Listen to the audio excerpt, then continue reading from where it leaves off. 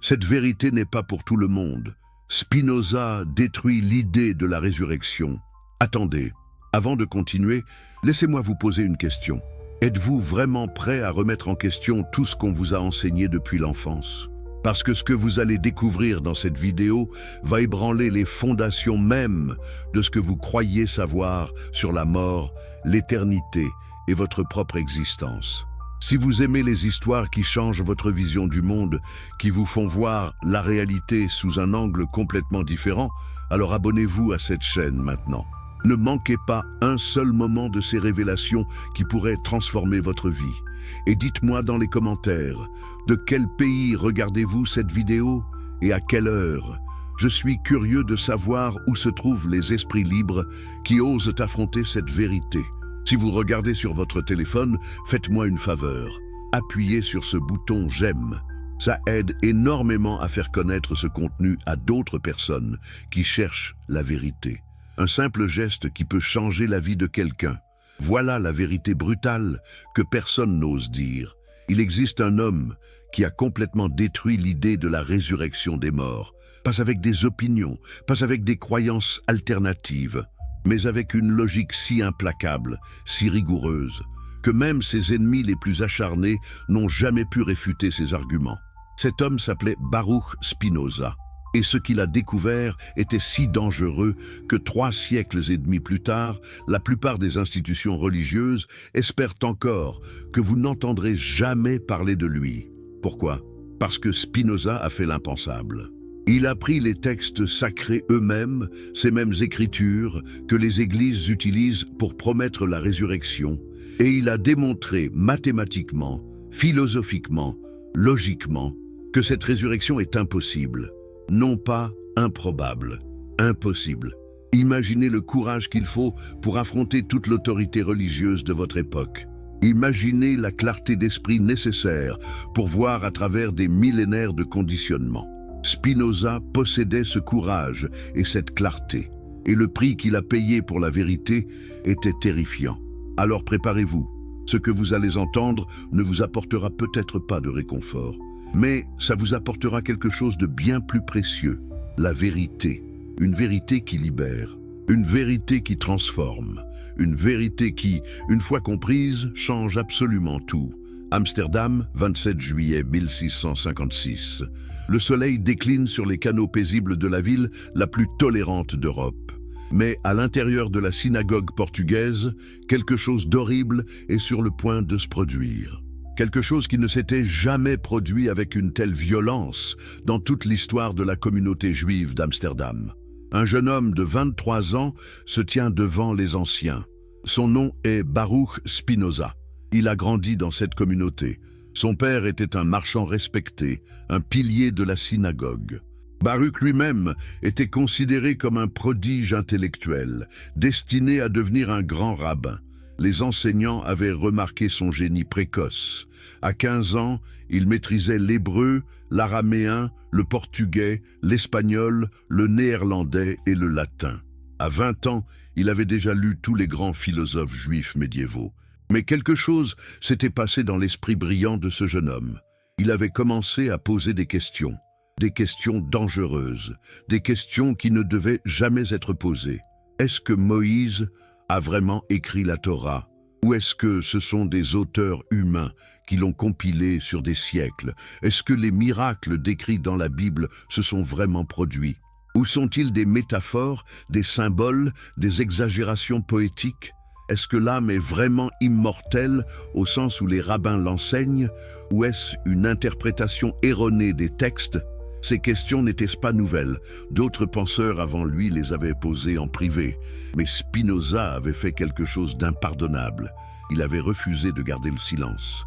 Il avait discuté ouvertement de ses doutes. Il avait partagé ses conclusions avec d'autres jeunes hommes de la communauté. Et pire encore, ses arguments étaient si convaincants que certains commençaient à le croire. Les anciens avaient d'abord essayé la douceur. Ils l'avaient convoqué, ils l'avaient supplié de se taire. Ils lui avaient offert une pension annuelle s'il cessait de parler publiquement de ses idées hérétiques. Spinoza avait refusé, non pas par arrogance, non pas par désir de scandale, mais par quelque chose de plus profond, un engagement absolu envers la vérité, quelles qu'en soient les conséquences. Comprenez-vous ce que cela signifie? Renoncer à la sécurité financière, à l'acceptation sociale, à la famille, à tout ce qui rend la vie supportable, simplement pour rester fidèle à ce que votre raison vous dit être vrai. Combien d'entre nous auraient ce courage? Les anciens n'avaient pas le choix. Un exemple devait être fait. Et quelle leçon ils allaient donner? Le rabbin commence à lire la sentence. Sa voix tremble, mais les mots sont clairs et terrifiants. C'est le hérem, l'excommunication la plus sévère que le judaïsme connaisse. Mais ce n'est pas une excommunication ordinaire. C'est une malédiction totale, une annihilation sociale. Écoutez les mots exacts qui ont été prononcés ce jour-là. Ces mots ont survécu jusqu'à nous, préservés dans les archives de la communauté juive d'Amsterdam. Ils résonnent encore aujourd'hui avec la même violence qu'il y a 3 siècles et demi.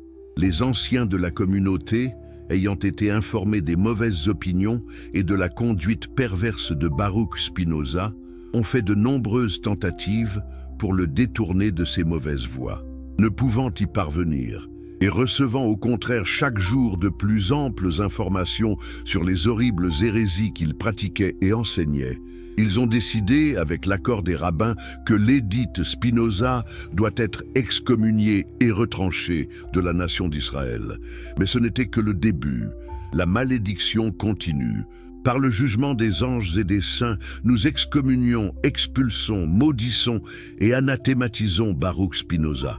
Qu'il soit maudit le jour et maudit la nuit, qu'il soit maudit quand il se couche et maudit quand il se lève, qu'il soit maudit quand il sort et maudit quand il entre, que l'Éternel ne lui pardonne jamais, que la colère et l'indignation de l'Éternel s'enflamment contre cet homme et fassent tomber sur lui toutes les malédictions écrites dans le livre de la loi.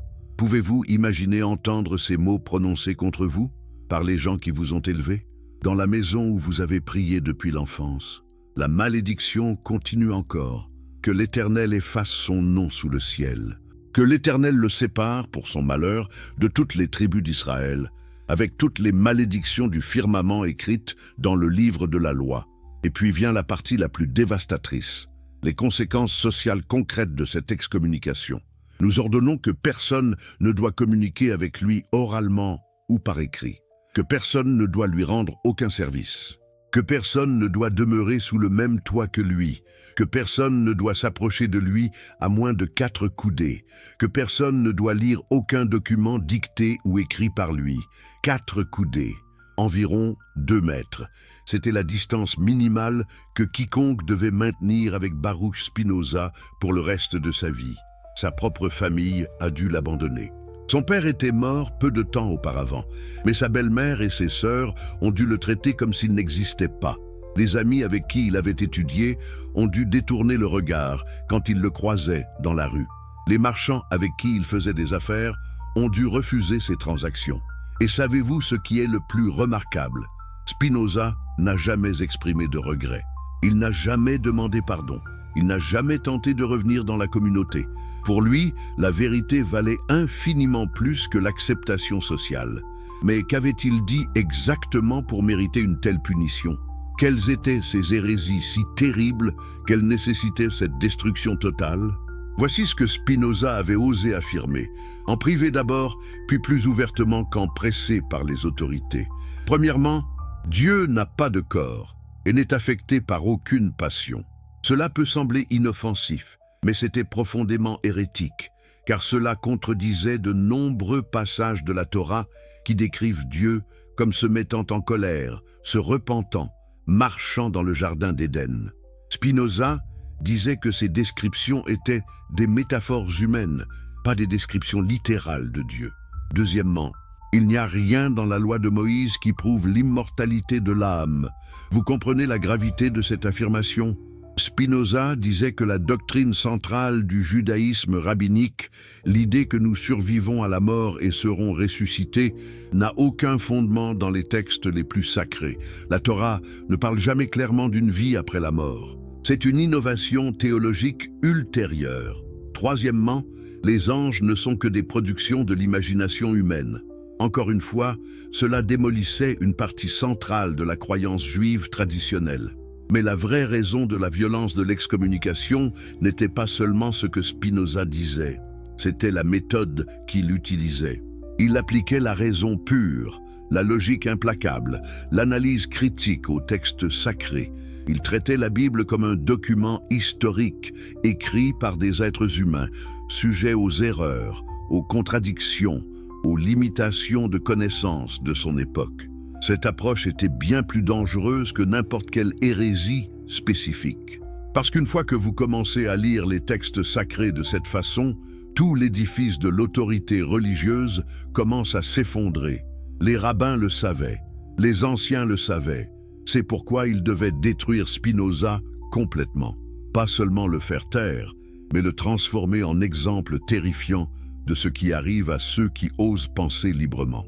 Alors, que fait un jeune homme de 23 ans après avoir été complètement coupé de tout ce qu'il connaît, après avoir été maudit par sa propre communauté, après avoir perdu sa famille, ses amis, son gagne-pain?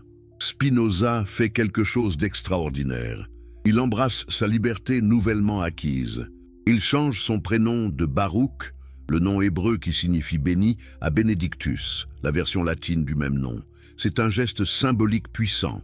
Il ne rejette pas son identité, il la transforme. Il ne renie pas son héritage, il le transcende. Il quitte Amsterdam et s'installe d'abord à Rijnsburg, puis à Voorburg et finalement à La Haye.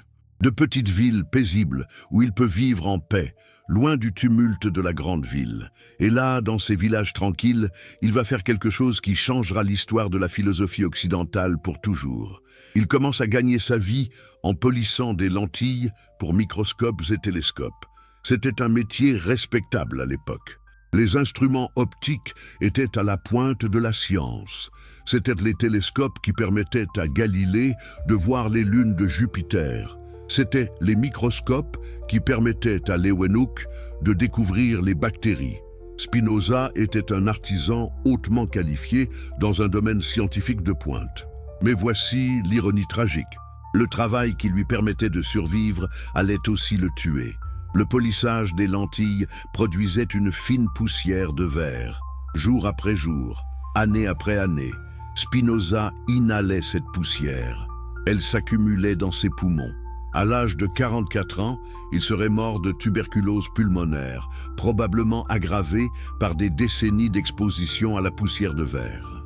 Mais pendant ses 21 ans entre son excommunication et sa mort, Spinoza va produire certaines des œuvres philosophiques les plus révolutionnaires jamais écrites. Il écrit principalement en latin, la langue des savants européens.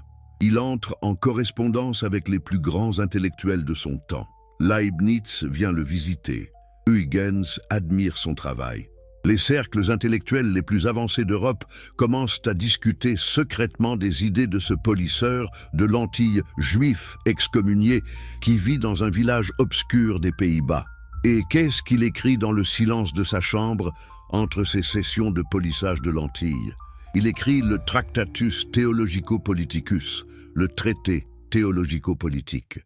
Publié anonymement en 1670, ce livre va déclencher un scandale à travers toute l'Europe. Pourquoi? Parce que Spinoza fait dans ce livre ce que personne n'avait osé faire auparavant avec une telle rigueur et une telle exhaustivité. Il applique la méthode critique historique à la Bible. Il montre, chapitre après chapitre, que la Bible a été écrite par des auteurs humains à différentes époques, qu'elle contient des contradictions, des erreurs historiques, des ajouts ultérieurs. Il démontre que les miracles décrits dans la Bible peuvent tous être expliqués naturellement ou sont des exagérations littéraires. Il affirme que les prophètes n'avaient pas de connaissance supérieure de la nature, mais seulement une imagination vivante et un sens moral développé. Le scandale est immense. Le livre est immédiatement banni dans la plupart des pays européens. Les autorités calvinistes des Pays-Bas le condamnent. L'Église catholique le met à l'index des livres interdits. Des dizaines de réfutations sont écrites, certaines qualifiant Spinoza de l'homme le plus dangereux d'Europe.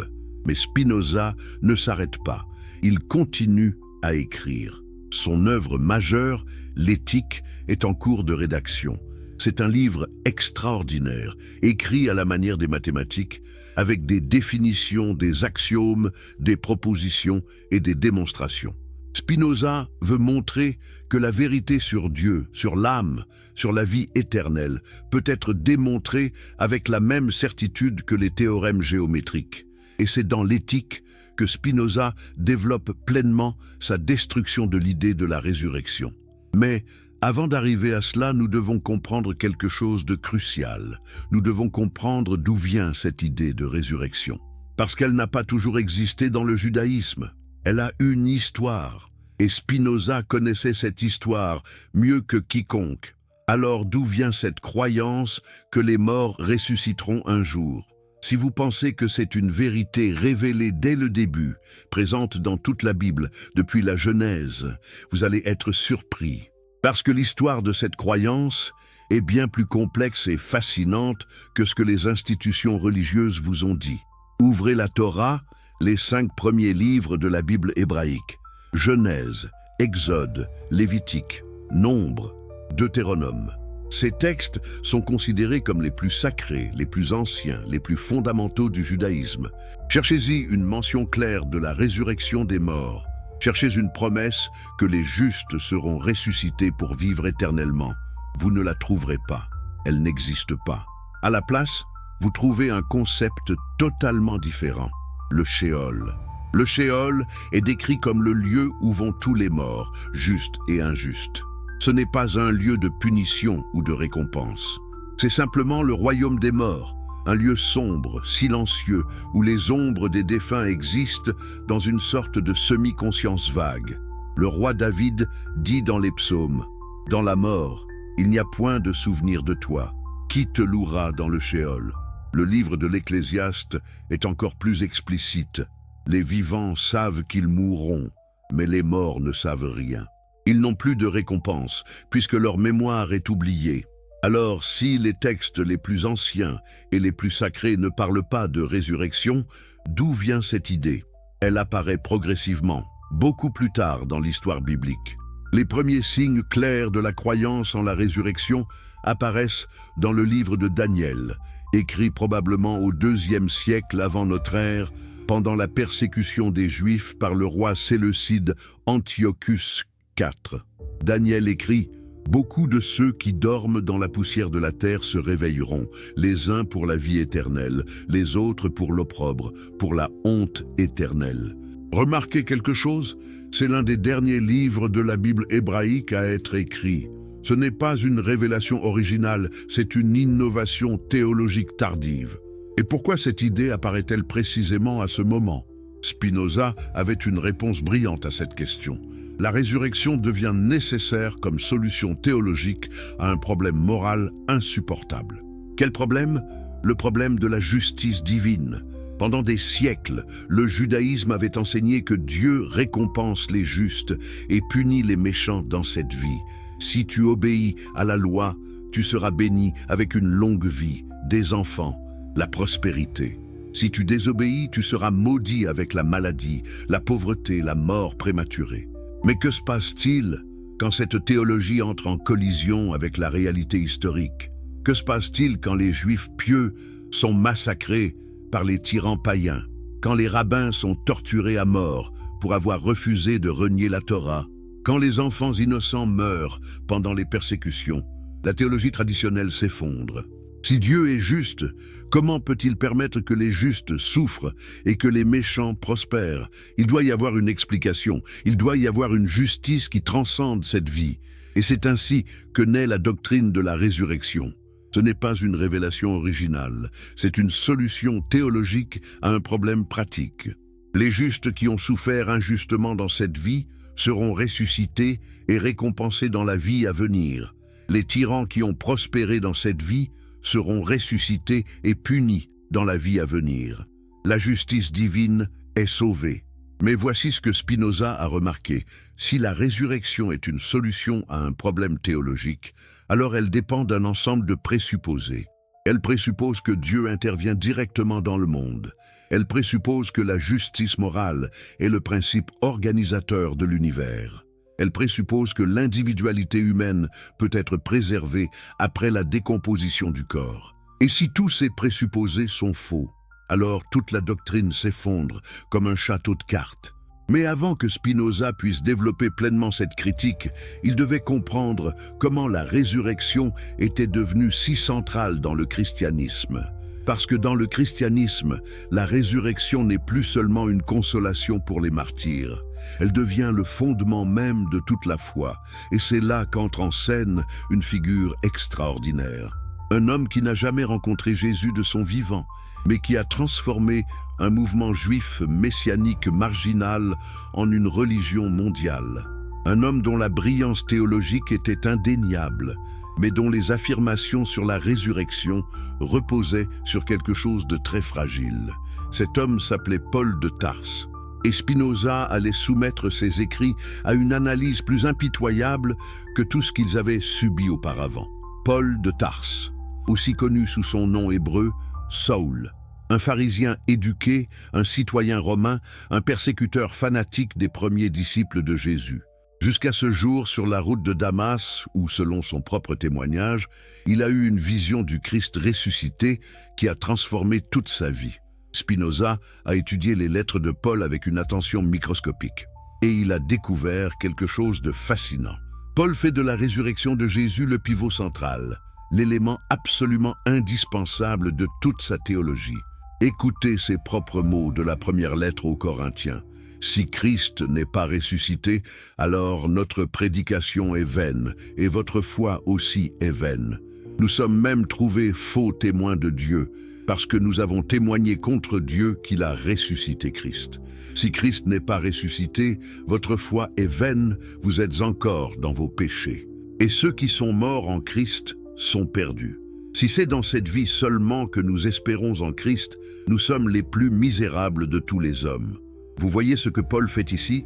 Il construit toute sa théologie sur un seul événement historique, la résurrection de Jésus, pas sur les enseignements de Jésus, pas sur l'exemple moral de Jésus, sur sa résurrection physique après la mort. Mais quelle preuve Paul offre-t-il que cette résurrection a réellement eu lieu? C'est là que ça devient fascinant. Paul écrit ses lettres environ 20 à 30 ans après la mort de Jésus. Il n'a jamais rencontré Jésus pendant sa vie terrestre. Sa seule expérience du Christ est une vision mystique sur la route de Damas. Dans cette même lettre aux Corinthiens, Paul énumère les apparitions du Christ ressuscité. Il est apparu à Pierre, puis aux 12. Ensuite, il est apparu à plus de 500 frères à la fois. Puis il est apparu à Jacques, puis à tous les apôtres. Et en dernier lieu, comme à un avorton, il m'est aussi apparu à moi. Remarquez quelque chose de crucial. Paul met sa propre vision mystique au même niveau que les apparitions physiques supposées à Pierre et aux autres disciples. Pour Paul, il n'y a pas de différence qualitative entre voir Jésus ressuscité en chair et en os et avoir une vision extatique du Christ glorifié. Spinoza a immédiatement compris l'importance de cela. Si Paul lui-même ne fait pas de distinction claire entre une apparition physique et une vision spirituelle, alors comment pouvons-nous être sûrs que les premières apparitions n'étaient pas aussi des visions, des expériences mystiques intenses mais subjectives? Et puis il y a un problème encore plus profond. Les lettres de Paul sont les documents chrétiens les plus anciens que nous possédons. Elles ont été écrites avant les évangiles. Et dans ces lettres, Paul ne donne presque aucun détail sur la vie terrestre de Jésus. Il ne cite pratiquement aucun de ses enseignements. Il ne raconte aucun de ses miracles. Il ne décrit pas les circonstances de sa mort en détail. Ce qui intéresse Paul, c'est uniquement le Christ cosmique, le Christ ressuscité, le Christ glorifié qui est apparu dans sa vision. La résurrection, pour Paul, n'est pas un événement historique qui peut être vérifié. C'est une vérité spirituelle qui doit être acceptée par la foi. Et c'est sur cette base fragile que Paul construit toute sa théologie de la résurrection universelle. Si Christ est ressuscité, alors tous ressusciteront. Christ est les prémices de ceux qui sont morts. Car puisque la mort est venue par un homme, la résurrection des morts est aussi venue par un homme. Comme tous meurent en Adam, de même aussi tous seront rendus vivants en Christ. Spinoza examine cette logique et trouve qu'elle repose entièrement sur une analogie. Adam a apporté la mort, Christ apporte la résurrection. Mais cette analogie n'est pas une preuve, c'est une construction théologique. Elle présuppose que la mort d'Adam était un événement historique réel qui a introduit la mortalité dans le monde. Elle présuppose que la résurrection de Christ était un événement historique réel qui peut inverser cette mortalité. Mais que se passe-t-il si ces présuppositions sont fausses? Les biologistes modernes savent que la mort existait bien avant l'apparition des êtres humains. La mort est un processus naturel fondamental, pas une punition divine pour le péché d'Adam. Spinoza, sans connaître l'évolution biologique, avait déjà compris que traiter l'histoire d'Adam comme une explication littérale de l'origine de la mort était absurde. Et sans Adam historique, toute la théologie paulinienne de la résurrection s'effondre. C'est un édifice construit sur des fondations mythologiques. Mais attendez, les évangiles ne fournissent-ils pas des preuves plus concrètes de la résurrection de Jésus? Après tout, ils décrivent le tombeau vide, les apparitions aux femmes, les repas que Jésus partage avec ses disciples. Thomas touchant ses blessures. Ce sont des détails physiques, n'est-ce pas? Pas des visions mystiques. C'est ici que l'analyse de Spinoza devient vraiment dévastatrice. Parce qu'il a fait quelque chose que très peu de gens avaient fait avant lui. Il a comparé systématiquement les 4 récits évangéliques de la résurrection, en plaçant les détails côte à côte. Et savez-vous ce qu'il a découvert? Un chaos de contradictions, des incohérences impossibles à réconcilier, des versions tellement différentes qu'elles ne peuvent pas toutes décrire le même événement historique. Je vais être précis maintenant. Suivez attentivement, parce que c'est important. Selon Matthieu, Marie-Madeleine et l'autre Marie vont au tombeau. Il y a un grand tremblement de terre. Un ange descend du ciel, roule la pierre, s'assied dessus et dit aux femmes que Jésus est ressuscité. Les femmes repartent avec crainte et grande joie. Et Jésus lui-même les rencontre en chemin. Elles saisissent ses pieds et l'adorent. Plus tard, Jésus apparaît aux 11 disciples en Galilée sur une montagne. Selon Marc, Marie-Madeleine, Marie-mère de Jacques et Salomé vont au tombeau. Elles trouvent la pierre déjà roulée. Elles entrent dans le tombeau et voient un jeune homme vêtu de blanc assis à droite. Il leur dit que Jésus est ressuscité et qu'elles doivent dire aux disciples d'aller en Galilée. Mais les femmes s'enfuient, tremblantes et bouleversées, et ne disent rien à personne car elles ont peur. La fin originale de Marc s'arrête là. Les apparitions de Jésus dans Marc sont dans un ajout ultérieur qui n'était pas dans les manuscrits les plus anciens. Selon Luc, les femmes qui vont au tombeau trouvent la pierre roulée. Elles entrent et ne trouvent pas le corps. 2 hommes en vêtements resplendissants apparaissent soudainement. Les femmes retournent et racontent tout aux apôtres, mais ceux-ci ne les croient pas. Pierre court au tombeau et le trouve vide. Le même jour, Jésus apparaît à 2 disciples sur la route d'Emmaüs, mais ils ne le reconnaissent pas jusqu'à ce qu'ils rompent le pain. Puis Jésus apparaît aux 11 à Jérusalem, mange du poisson pour prouver qu'il n'est pas un esprit, et monte au ciel le même jour depuis Béthanie. Selon Jean, Marie-Madeleine va seule au tombeau dans l'obscurité. Elle voit la pierre rouler et court dire à Pierre et à l'autre disciple. Ils courent au tombeau et le trouvent vide. Ils repartent. Marie reste pleurant. Elle se penche dans le tombeau et voit 2 anges en blanc. Puis elle se retourne et voit Jésus, mais ne le reconnaît pas, pensant que c'est le jardinier. Jésus apparaît aux disciples le soir, leur montre ses mains et son côté. Thomas est absent. Une semaine plus tard, Jésus apparaît à nouveau et Thomas peut toucher ses blessures. Maintenant, posez-vous cette question honnêtement. Ces 4 récits décrivent-ils le même événement? Combien de femmes sont allées au tombeau? 1, 2, 3 ou plusieurs? Était-il encore sombre ou faisait-il déjà jour? Y avait-il un ange, 2 anges, un jeune homme ou 2 hommes? Était-il assis, debout, à l'intérieur ou à l'extérieur du tombeau? Les femmes n'ont-elles dit quelque chose aux disciples ou ont-elles gardé le silence par peur? Jésus est-il apparu d'abord aux femmes en route ou à Marie seule au jardin? Les apparitions principales ont-elles eu lieu en Galilée ou à Jérusalem? L'ascension a-t-elle eu lieu le même jour que la résurrection ou 40 jours plus tard, comme le dit les Actes? Spinoza a catalogué toutes ces contradictions méthodiquement, et sa conclusion était inévitable. Ces récits ne peuvent pas être des témoignages oculaires fiables d'événements historiques réels. Ce sont des traditions narratives différentes qui ont évolué dans des communautés chrétiennes différentes, chacune répondant à des besoins théologiques et pastoraux différents. Matthieu veut montrer que la résurrection accomplit les prophéties juives. Marc, dans sa fin originale, laisse les lecteurs dans l'ambiguïté et le mystère. Luc insiste sur la nature physique du corps ressuscité pour contrer les hérésies qui niaient la résurrection de la chair. Jean développe une théologie de la foi qui ne dépend pas de voir pour croire. Ce sont des constructions théologiques, pas des reportages historiques. Et Spinoza le prouve en montrant que si c'était des témoignages véritables, les auteurs auraient pu se mettre d'accord sur les détails de base. Des témoins d'un événement réel peuvent se tromper sur des détails mineurs, mais ils s'accordent sur les éléments fondamentaux.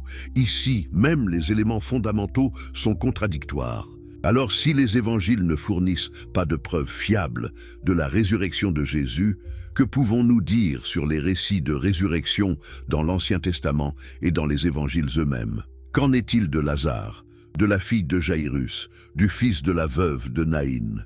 Spinoza aborde ces histoires avec son analyse caractéristique et il fait une distinction cruciale. Ces histoires, si elles se sont produites, ne sont pas des résurrections au sens théologique. Ce sont des réanimations. Des personnes qui étaient mortes récemment, peut-être dans le coma ou dans un état qui ressemblait à la mort, sont revenues à la vie. Mais elles sont ensuite mortes à nouveau normalement. Ce ne sont pas des exemples de résurrection eschatologique, de transformation en corps glorieux immortel. Ce sont, au mieux, des réanimations temporaires. Et aucune d'entre elles n'a de confirmation historique en dehors des textes bibliques eux-mêmes. Plus important encore, Spinoza montre que ces histoires fonctionnent comme des signes théologiques, pas comme des faits historiques. Leur but est de démontrer le pouvoir de Dieu ou du prophète, de renforcer la foi, d'accomplir des prophéties. Elles font partie du genre littéraire de la littérature miraculeuse ancienne. Et quand on les compare aux histoires de résurrection dans d'autres traditions religieuses de la même époque, on voit des parallèles frappants. Les biographies d'Apollonius de Tyane, écrites par Philostrate, incluent des résurrections. Les textes égyptiens parlent d'Osiris ressuscité. Les mystères grecs promettaient la résurrection aux initiés. La résurrection n'était pas une idée unique au christianisme. C'était un motif théologique commun dans les religions du bassin méditerranéen de l'époque hellénistique et romaine. Ce qui était unique au christianisme, c'était l'insistance que la résurrection de Jésus était un événement historique qui garantissait la résurrection future de tous les croyants. Mais Spinoza va maintenant porter un coup encore plus dévastateur. Il va montrer que l'idée même d'une résurrection corporelle est logiquement impossible, pas simplement improbable ou mal documentée, impossible, parce qu'elle repose sur une compréhension profondément erronée de ce qu'est l'âme et de sa relation au corps. Voilà où Spinoza commence sa destruction philosophique finale de la résurrection, avec une question simple mais profonde. Qu'est-ce que l'âme humaine exactement ? Pendant des millénaires, la philosophie et la théologie avaient enseigné que l'âme est une substance immatérielle, séparée et distincte du corps. Le corps est matière, l'âme est esprit. Le corps est mortel, l'âme est immortelle. Le corps est la prison ou le véhicule temporaire de l'âme. À la mort, l'âme s'échappe du corps comme un oiseau d'une cage. Cette vision dualiste de l'être humain était au cœur du platonisme, du néoplatonisme, et avait été intégrée dans la théologie chrétienne par Augustin et d'autres pères de l'Église. C'était la vision dominante dans toute la civilisation occidentale, et Spinoza l'a complètement démolie. Voici ce que Spinoza affirme dans l'Éthique en termes qui auraient choqué ses contemporains et choquent encore beaucoup de gens aujourd'hui. L'esprit et le corps sont une seule et même chose, qui est conçue tantôt sous l'attribut de la pensée, tantôt sous celui de l'étendue. Laissez-moi expliquer ce que cela signifie. Pour Spinoza, il n'existe qu'une seule substance dans l'univers entier. Cette substance, il l'appelle Dieu ou la nature, de Sive Natura. Tout ce qui existe est une modification de cette substance unique. Vous, moi, cette chaise, cette planète, cette galaxie, nous sommes tous des modes de l'unique substance divine. Cette substance unique a une infinité d'attributs, mais les humains n'en connaissent que deux. L'étendue, la réalité physique, et la pensée, la réalité mentale. Ces deux attributs ne sont pas deux choses différentes, ce sont deux façons différentes de concevoir la même réalité unique. Donc, quand Spinoza regarde un être humain, qu'est-ce qu'il voit? Il ne voit pas une âme immatérielle habitant un corps matériel. Il voit une modification unique de la substance divine qui peut être conçue de deux façons. Sous l'attribut de l'étendue, c'est un corps, avec ses organes, ses processus biologiques, ses interactions physiques. Sous l'attribut de la pensée, c'est un esprit avec ses idées, ses émotions, ses raisonnements. Mais ce ne sont pas deux choses, c'est une chose exprimée de deux façons différentes. L'esprit est l'idée du corps. Le corps est l'objet de l'esprit. Comprenez-vous l'implication radicale de cela? Il n'y a pas de séparation possible entre l'esprit et le corps. Ils ne sont pas deux substances qui peuvent exister indépendamment. Ce sont deux aspects d'une seule et même réalité. Spinoza le dit explicitement, l'objet de l'idée constituant l'esprit humain est le corps. Autrement dit, votre esprit est littéralement l'idée de votre corps. Il n'existe que tant que votre corps existe et dans la mesure où votre corps existe. Alors maintenant, posez la question évidente. Que se passe-t-il quand le corps meurt? La réponse de Spinoza est inévitable et brutale. Quand le corps se décompose, quand ses organes cessent de fonctionner, quand sa structure biologique se désintègre, l'esprit qui n'est rien d'autre que l'idée de ce corps cesse nécessairement d'exister aussi. Il n'y a pas d'âme qui s'envole. Il n'y a pas d'esprit qui continue dans un royaume immatériel. Il n'y a pas de vous qui survit après la décomposition de votre corps. La résurrection devient logiquement impossible parce qu'il n'y a rien qui pourrait être ressuscité. L'individualité humaine est indissociable de l'organisme biologique spécifique. Mais attendez, Spinoza ne dit-il pas aussi que l'esprit humain a quelque chose d'éternel? Ne parle-t-il pas de l'éternité de l'esprit dans la 5e partie de l'Éthique? Oui, et c'est là que son enseignement devient extrêmement subtil et souvent mal compris. Spinoza fait une distinction cruciale entre l'éternité et l'immortalité. Et comprendre cette distinction est absolument essentiel. L'immortalité, dans le sens traditionnel, signifie la continuation de l'existence personnelle dans le temps indéfiniment. C'est l'idée que vous, avec votre personnalité, vos souvenirs, votre identité individuelle, continuez à exister après la mort dans une durée temporelle qui n'a pas de fin. C'est une ligne de temps qui s'étend à l'infini dans le futur. L'éternité, pour Spinoza, est complètement différente. L'éternité n'est pas une durée temporelle infinie. L'éternité est l'existence en dehors du temps. C'est ce qui est nécessairement vrai, qui ne peut pas ne pas être, qui existe non pas dans le temps, mais dans la nécessité logique de la réalité elle-même. Spinoza affirme que tout ce qui existe a une essence éternelle.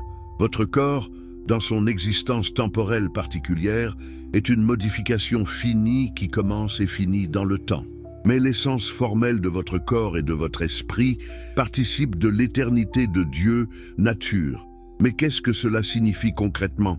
Cela signifie que les vérités nécessaires sur votre existence font partie de l'ordre éternel de la réalité. Que vous avez existé, que votre essence a été actualisée dans l'existence, que votre vie a eu les caractéristiques spécifiques qu'elle a eues, tout cela est éternellement vrai dans la nécessité logique de l'univers. Mais cet aspect éternel n'est pas vous en tant que personne consciente avec des souvenirs et une personnalité. Spinoza est très clair sur ce point. L'esprit ne peut rien imaginer et ne peut se ressouvenir des choses passées qu'aussi longtemps que dure le corps. Autrement dit, la mémoire, l'imagination, la conscience personnelle, tout cela nécessite le corps vivant et fonctionnant. Quand le corps meurt, toutes ses fonctions cessent. Ce qui reste éternel n'est pas la personne individuelle, Jean ou Marie, mais l'essence formelle qui a été momentanément exprimée à travers cette personne. Pensez-y comme une vague dans l'océan.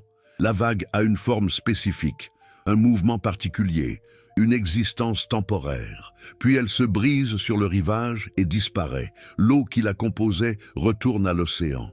L'eau elle-même n'a jamais cessé d'exister, elle faisait toujours partie de l'océan, mais la vague, en tant que configuration particulière, a cessé d'être. C'est ainsi que Spinoza conçoit la mort. Nous sommes des vagues temporaires dans l'océan infini de l'être. Notre essence formelle est éternellement vraie, fait éternellement partie de la structure nécessaire de la réalité. Mais Jean, en tant que Jean, avec ses souvenirs de son enfance, sa peur des araignées, son amour pour sa famille, tout cela disparaît quand le corps meurt. La résurrection promettrait la restauration de Jean en tant que Jean avec tous ses attributs personnels.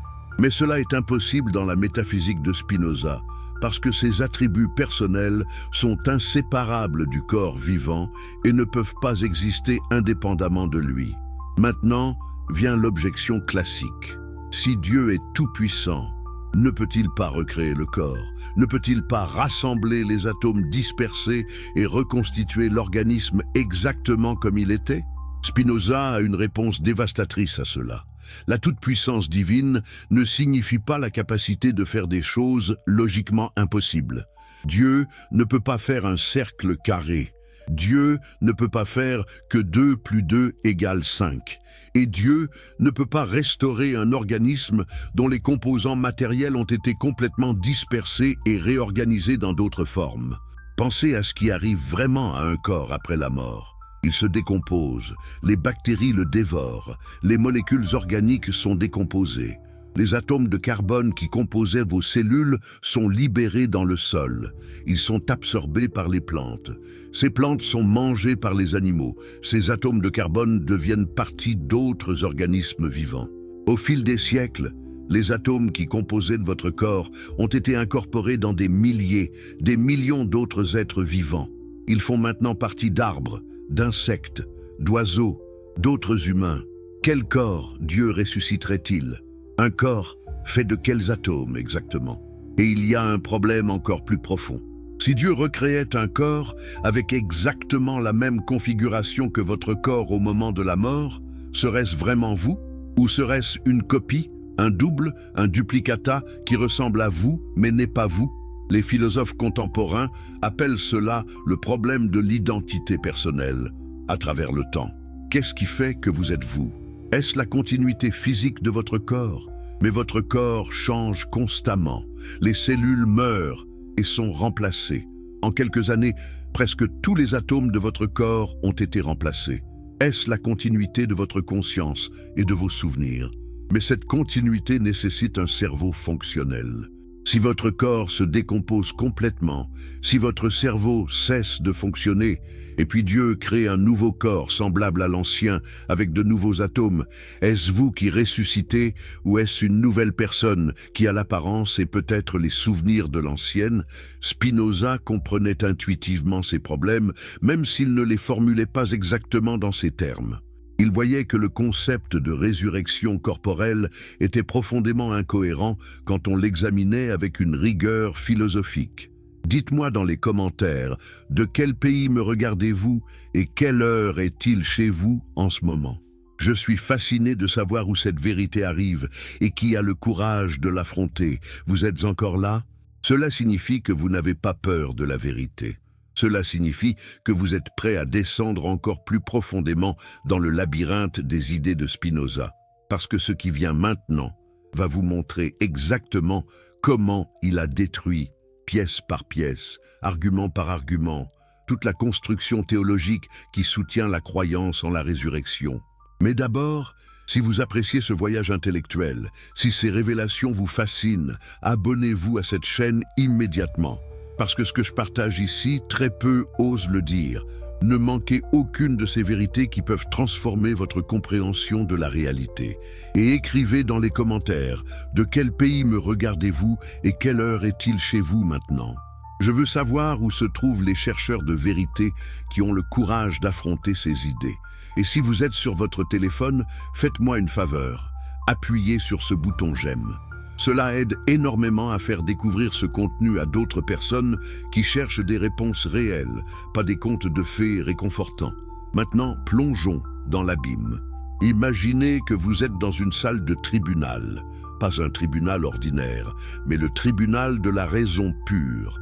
Spinoza est l'avocat de la défense, défendant la vérité contre les accusations de l'autorité religieuse.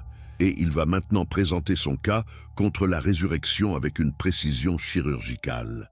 Le premier argument théologique classique pour la résurrection semble si simple, si évident que des milliards de personnes l'ont accepté sans question pendant des millénaires. L'argument est celui-ci: Dieu est tout-puissant. Dieu peut tout faire.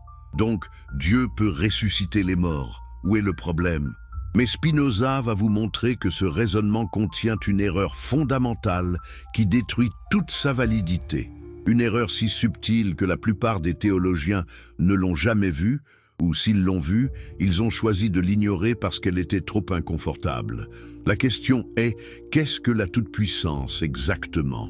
Est-ce que dire que Dieu est tout-puissant signifie que Dieu peut faire absolument n'importe quoi, même des choses logiquement impossibles? Peut-il créer un cercle carré? Peut-il faire qu'un célibataire soit marié tout en restant célibataire? Peut-il faire que quelque chose existe et n'existe pas en même temps et sous le même rapport? La plupart des théologiens sophistiqués répondent « Non, Dieu ne peut pas faire des choses logiquement contradictoires. La toute-puissance divine signifie qu'il peut faire tout ce qui est logiquement possible, mais pas ce qui implique une contradiction dans les termes. » Thomas d'Aquin, le plus grand théologien catholique, l'a dit explicitement dans sa Somme théologique. Tout ce qui n'implique pas contradiction est compris sous le possible, et Dieu est dit tout-puissant pour ces choses. Mais ce qui implique contradiction n'est pas compris sous la toute-puissance divine, parce que cela ne peut avoir la nature du possible. Très bien, Spinoza accepte cette définition. Dieu peut faire tout ce qui est logiquement possible. Maintenant vient le coup de génie. Spinoza va démontrer que la résurrection des morts n'est pas logiquement possible. Elle implique une contradiction dans les termes. Pourquoi? Suivez le raisonnement avec attention parce que c'est crucial. Qu'est-ce que la mort? La mort est la cessation irréversible des fonctions biologiques qui maintiennent l'organisme en tant qu'unité fonctionnelle. Quand vous mourrez, votre cœur cesse de battre de façon permanente. Votre cerveau cesse de fonctionner de façon permanente. Les processus métaboliques qui maintenaient votre corps en vie s'arrêtent de façon permanente. Et puis quoi? Le corps commence immédiatement à se décomposer. C'est un processus naturel inévitable. Les bactéries qui vivaient dans votre intestin commencent à digérer vos tissus de l'intérieur. Les cellules se lisent, les protéines se dénaturent, les molécules complexes se décomposent en molécules plus simples. Dans quelques jours, votre corps commence à pourrir. Dans quelques semaines, la décomposition est avancée. Dans quelques mois, il ne reste que des os et peut-être quelques tissus résistants. Dans quelques années, même les os commencent à se désintégrer. Dans quelques décennies ou siècles, selon les conditions, il ne reste rien de reconnaissable de votre corps physique. Les atomes qui composaient votre corps sont dispersés. Le carbone retourne dans l'atmosphère ou est absorbé par les plantes. L'azote enrichit le sol. L'hydrogène et l'oxygène rejoignent le cycle de l'eau. Ces atomes entrent dans d'autres organismes vivants. Ils font partie d'arbres, d'animaux, de champignons, d'autres humains. Maintenant, posez la question que Spinoza pose. Quel corps exactement Dieu ressusciterait-il? Le corps tel qu'il était au moment de la mort? Mais ce corps contenait des cellules cancéreuses, des organes défaillants, des tissus dégénérés. Est-ce que Dieu ressuscite le cancer aussi? Est-ce que Dieu ressuscite la maladie d'Alzheimer qui avait détruit le cerveau? Très bien, dites-vous peut-être, Dieu restaurerait le corps dans un état de santé parfaite. Il éliminerait les maladies et les défauts. Mais alors, quel âge aurait ce corps? 20 ans? 30 ans? L'âge au moment de la mort? Si une personne meurt à 90 ans avec un corps usé, Dieu lui donne-t-il un nouveau corps de 30 ans? Mais est-ce encore le même corps alors? Ou est-ce un corps complètement différent? Et que fait-on des personnes qui sont mortes dans des accidents horribles, des corps mutilés, brûlés, démembrés? Dieu reconstitue-t-il ces corps? tels qu'ils étaient au moment de la mort traumatique, ou les restaure-t-il intacts? Mais alors, comment peut-on dire que c'est une résurrection du même corps, plutôt qu'une création d'un nouveau corps? Il y a un problème encore plus profond. Considérez les transplantations d'organes. Une personne meurt et ses organes sont donnés à 5 personnes différentes. Son cœur bat dans la poitrine d'un autre. Ses reins filtrent le sang de quelqu'un d'autre. Sa cornée permet à quelqu'un d'autre de voir. À la résurrection, ces organes ressuscitent-ils avec le donneur original ou avec les receveurs? Si avec le donneur, alors les receveurs sont ressuscités sans ces organes vitaux. Si avec les receveurs, alors le donneur est ressuscité incomplet. Spinoza pousse cette logique encore plus loin. Pensez aux actes de cannibalisme qui se sont produits tout au long de l'histoire humaine. Une personne mange une autre personne. Les molécules organiques de la victime deviennent littéralement partie du corps du cannibale. À la résurrection, ces molécules appartiennent-elles à la victime originale ou au cannibale? Les deux ne peuvent pas être ressuscités avec les mêmes molécules constituant leur corps. Vous voyez le problème? Le concept même de résurrection corporelle devient absurde quand vous commencez à examiner les détails pratiques. Ce n'est pas que Dieu manque de pouvoir, c'est que ce qui est demandé est logiquement incohérent. C'est comme demander à Dieu de créer un cercle carré. Le problème n'est pas dans les capacités de Dieu, mais dans l'incohérence du concept lui-même. Mais peut-être, suggèrent certains théologiens, que la résurrection n'implique pas la restauration du corps physique identique.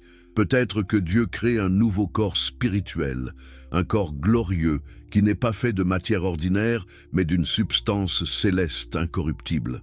C'est effectivement ce que Paul semble suggérer dans sa première lettre aux Corinthiens. On sème un corps corruptible, il ressuscite incorruptible. On sème un corps déshonoré, il ressuscite glorieux. On sème un corps faible, il ressuscite puissant. On sème un corps animal, il ressuscite un corps spirituel. Très bien. Spinoza examine cette proposition avec la même rigueur impitoyable.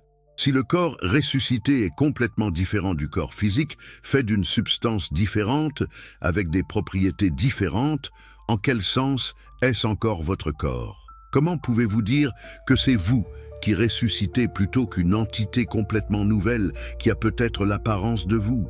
Pensez-y. Si je détruis complètement votre voiture, et puis je vous donne une voiture totalement différente, même si elle vous ressemble, est-ce toujours votre voiture originale qui a été restaurée? Ou est-ce une nouvelle voiture différente? De même, si votre corps physique est détruit et Dieu crée un corps spirituel complètement différent, comment est-ce une résurrection plutôt qu'une création nouvelle? Et il y a un problème théologique encore plus profond. Si le corps ressuscité est spirituel et non matériel, alors pourquoi insister sur la résurrection corporelle du tout? Pourquoi ne pas simplement dire que l'âme survit et entre dans un royaume spirituel? Pourquoi tout ce discours sur le tombeau vide, sur Jésus mangeant du poisson, sur Thomas touchant les blessures? Les théologiens chrétiens insistaient sur la résurrection corporelle précisément pour contrer les hérésies gnostiques qui niaient la valeur et la réalité de la chair. Ils voulaient affirmer que le salut inclut le corps, pas seulement l'âme.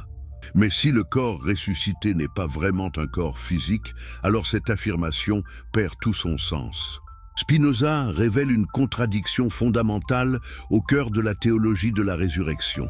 Si vous insistez sur un corps physique ressuscité, vous tombez dans les problèmes d'identité et de cohérence logique que nous venons de voir. Si vous optez pour un corps spirituel non matériel, alors vous abandonnez l'affirmation centrale que la résurrection corporelle est différente de la simple survie de l'âme. Mais attendez, il y a encore un autre problème majeur que Spinoza identifie. Le problème de ce qui se passe entre la mort et la résurrection finale. Selon la théologie chrétienne traditionnelle, il y a un intervalle de temps entre le moment où une personne meurt et le moment de la résurrection générale à la fin des temps. Cet intervalle peut être des siècles, des millénaires, peut-être des millions d'années. Que se passe-t-il avec les âmes pendant tout ce temps? Les théologies différentes ont des réponses différentes.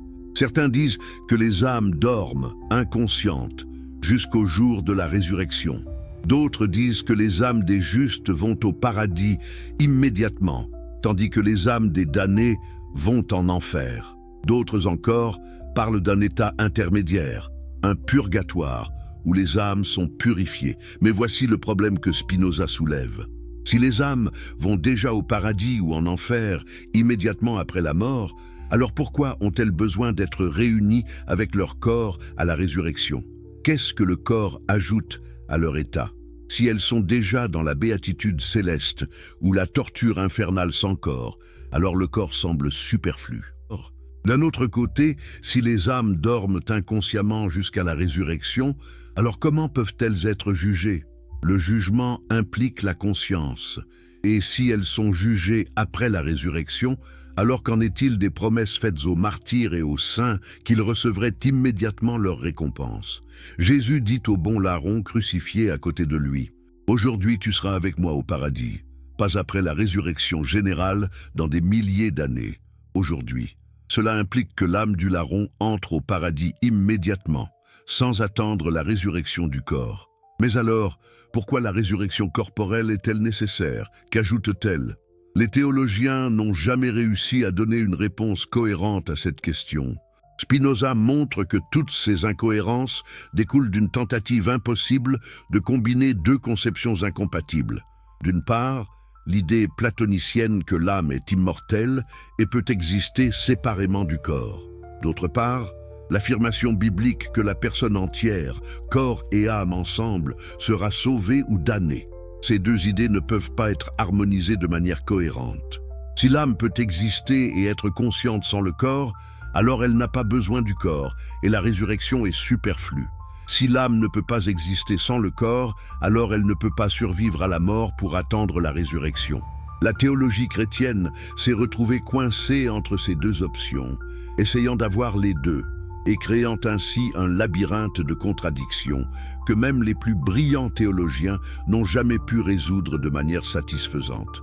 Mais maintenant, Spinoza va porter le coup le plus dévastateur de tous. Il va montrer que même les textes bibliques eux-mêmes, quand on les lit correctement, ne supportent pas la doctrine de la résurrection que les églises ont construite sur eux. Posez-vous cette question honnêtement. Avez-vous déjà lu la Bible hébraïque, ce que les chrétiens appellent l'Ancien Testament, de manière systématique et attentive? Ou avez-vous simplement accepté ce que les pasteurs, les prêtres et les rabbins vous ont dit qu'elle contient? Parce que si vous la lisez réellement vous-même, avec un esprit critique et attentif, vous découvrirez quelque chose de choquant. Les parties les plus anciennes de la Bible ne parlent pas du tout de résurrection. Elles ne promettent pas la vie éternelle. Elles décrivent une vision de l'après-mort complètement différente de ce que vous avez appris à l'église ou à la synagogue. Spinoza était l'un des plus grands érudits bibliques de son temps. Il maîtrisait l'hébreu classique. Il avait étudié tous les commentaires rabbiniques médiévaux. Il connaissait les textes dans leurs langues originales et dans leurs contextes historiques. Et quand il a appliqué sa méthode historico-critique à la Bible, il a découvert quelque chose que les autorités religieuses avaient essayé de cacher ou d'ignorer pendant des siècles. La croyance en la résurrection n'est pas une révélation originale. C'est une innovation théologique tardive qui a été rétroactivement projetée sur des textes plus anciens qui n'en parlaient pas. Commençons par la Torah, les 5 livres de Moïse. Genèse, Exode, Lévitique, Nombre, Deutéronome. Ces textes sont considérés comme les plus sacrés dans le judaïsme, la révélation directe de Dieu à Moïse sur le mont Sinaï. Cherchez dans ces 5 livres une mention claire de la résurrection des morts. Cherchez une promesse que les justes vivront éternellement après la mort. Cherchez une menace que les méchants seront punis éternellement après la mort. Vous ne trouverez rien, absolument rien. Les bénédictions et les malédictions dans la Torah concernent toute cette vie terrestre.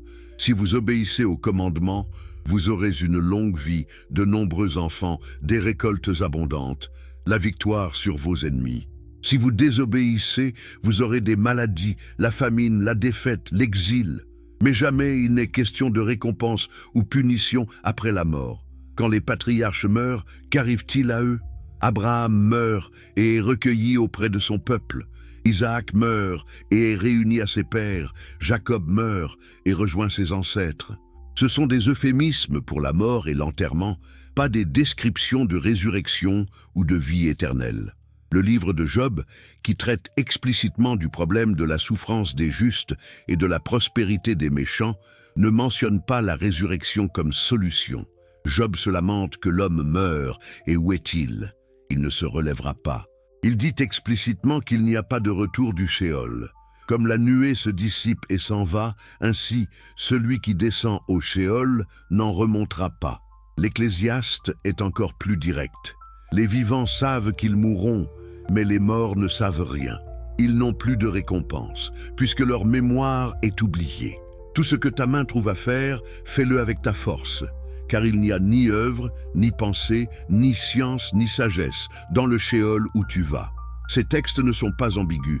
Ils affirment clairement qu'il n'y a pas de conscience après la mort, pas de mémoire, pas de connaissance, pas de récompense ou punition. Le Shéol est un lieu d'obscurité et de silence, où tous les morts, justes et injustes, descendent également. Mais alors, d'où vient l'idée de la résurrection? Quand apparaît-elle dans la littérature biblique? Spinoza trace cette évolution avec une précision historique remarquable. Les premières indications claires de la croyance en la résurrection apparaissent dans les textes les plus tardifs de la Bible hébraïque, écrits pendant et après l'exil babylonien. Le prophète Ézéchiel a une vision célèbre des ossements desséchés qui reprennent vie. Mais regardez le contexte. Dieu demande à Ézéchiel, « Fils de l'homme, ces os pourront-ils revivre ?» Puis Dieu dit, « Ces os sont toute la maison d'Israël. Et je mettrai mon esprit en vous, et vous vivrez, et je vous placerai dans votre pays. » C'est clairement une métaphore pour la restauration nationale d'Israël après l'exil. Ce n'est pas une prédiction littérale de la résurrection des individus morts. Le texte lui-même l'explique.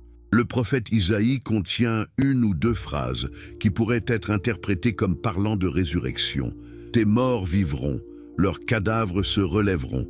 Réveillez-vous et tressaillez de joie, habitants de la poussière. » Mais même ici, le contexte suggère qu'il s'agit d'un langage poétique pour la restauration du peuple, pas une doctrine littérale de résurrection individuelle. Ce n'est que dans le livre de Daniel que nous trouvons une affirmation claire et sans ambiguïté de la résurrection des individus. En ce temps-là, se lèvera Michel, le grand chef, celui qui se tient auprès des fils de ton peuple. Ce sera un temps de détresse tel qu'il n'y en a pas eu depuis que nation existe jusqu'à ce temps-là. En ce temps-là, ton peuple sera délivré. Quiconque sera trouvé inscrit dans le livre. Beaucoup de ceux qui dorment dans la poussière de la terre se réveilleront, les uns pour la vie éternelle, les autres pour l'opprobre, pour la honte éternelle. Mais quel est le contexte historique de Daniel ? Le livre prétend être écrit pendant l'exil babylonien au VIe siècle avant notre ère. Mais les érudits modernes, et Spinoza était parmi les premiers à le suggérer, savent que Daniel a en fait été écrit beaucoup plus tard, probablement au IIe siècle avant notre ère, pendant la persécution des Juifs par Antiochus IV Épiphane. Pourquoi est-ce important? Parce que c'était une période de martyrs massifs. Les Juifs pieux étaient torturés et tués pour avoir refusé d'abandonner leur religion. Des mères voyaient leurs enfants massacrés. Des rabbins étaient brûlés vifs avec des rouleaux de la Torah attachés à leur corps. Comment maintenir la foi en un Dieu juste face à de telles atrocités? La théologie traditionnelle, qui promettait que les justes seraient récompensés dans cette vie, s'était effondrée. Les plus justes souffraient le plus terriblement. La résurrection devient la solution théologique. Oui, les justes souffrent maintenant. Oui, les martyrs meurent horriblement, mais ils seront ressuscités dans la vie éternelle. Ils recevront leur récompense. La justice de Dieu sera finalement vindicée. Vous voyez ce qui s'est passé? La résurrection n'est pas une vérité révélée dès le début. C'est une innovation théologique créée pour résoudre un problème pratique de théodicée. C'est une tentative de sauver la croyance en un Dieu juste face à la réalité écrasante de la souffrance des innocents. Spinoza va encore plus loin. Il montre que même dans les parties de la Bible qui parlent de résurrection, les descriptions sont si métaphoriques, si symboliques, si poétiques, qu'elles ne peuvent pas être prises comme des descriptions littérales d'événements futurs. Prenez les passages d'Isaïe et d'Ézéchiel que nous avons mentionnés. Quand vous les lisez dans leur contexte complet, il est évident qu'ils utilisent le langage de la mort et de la renaissance comme métaphore pour la destruction et la restauration de la nation. C'est un langage poétique puissant, pas une prédiction d'événements littéraux. Même dans Daniel, la résurrection est décrite dans le contexte d'une vision apocalyptique pleine de symbolisme. Des bêtes fantastiques sortant de la mer, des cornes qui parlent, un ancien des jours assis sur un trône de flammes. Est-ce que quelqu'un pense que ces images doivent être prises littéralement? Alors pourquoi la résurrection mentionnée dans le même contexte apocalyptique symbolique devrait-elle être prise littéralement? Mais qu'en est-il du Nouveau Testament? Sûrement, les évangiles et les lettres de Paul fournissent une preuve claire et littérale de la résurrection. Spinoza a déjà démontré les contradictions massives dans les récits évangéliques de la résurrection de Jésus. Nous avons vu comment les 4 évangiles racontent des histoires incompatibles qui ne peuvent pas toutes être vraies. Mais maintenant, il va plus profond.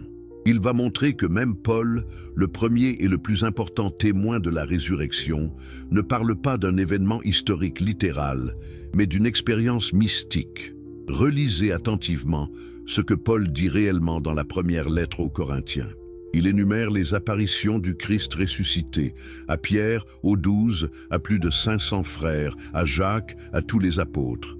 Et puis il dit, et en dernier lieu, il m'est aussi apparu à moi comme à l'avorton. Paul met sa propre expérience au même niveau que les apparitions aux autres disciples.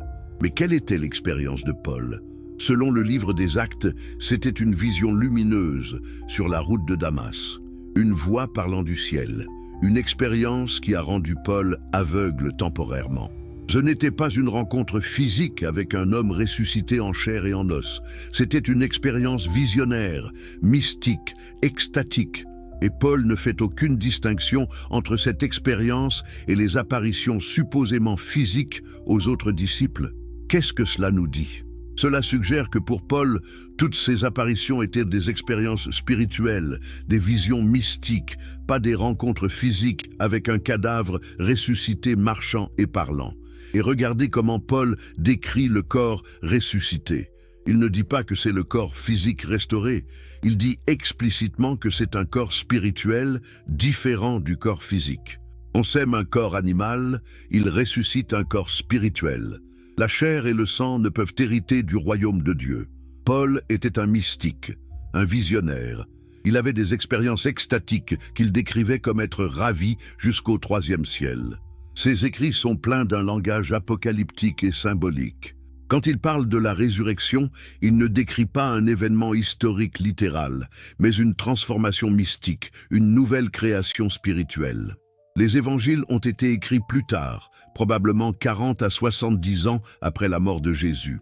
Pendant tout ce temps, les histoires ont circulé oralement, se transformant, s'embellissant, s'adaptant aux besoins des communautés qui les racontaient.